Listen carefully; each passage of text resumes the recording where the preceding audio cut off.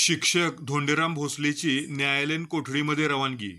नेलकर्जी येथील माध्यमिक शिक्षक धोंडीराम भोसले यांनी त्यांची मुलगी साधना हिला मारहाण केल्याने तिचा मृत्यू झाला होता. याबाबत रविवारी शिक्षक धोंडीराम भोसले याच्या विरोधात आटपाडी पोलीस ठाण्यामध्ये गुन्हा दाखल करण्यात आला होता.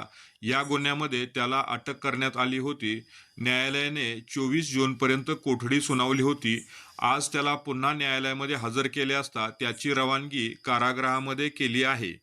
पोलीस ठाणे आटपाडी गुरण 216/25 भारतीय न्याय संहिता कलम 103(1) सह ज्युव्हेनाइल जस्टिस ॲक्ट 75 मधील अटक आरोपीनामे धोंडीराम भोसले याची आज रोजी पोलीस कस्टडी संपत असल्याने त्यास माननीय न्यायालयात हजर केले असता पोलीस कस्टडी पुन्हा घेण्याचा अधिकार अबाधित ठेवून आरोपीची माननीय न्यायालयाने 15 दिवस न्यायालयीन कोठडीत रवानगी केली असल्याने आरोपीस सांगली येथील जेलमध्ये जमा करण्यात आलेले आहे.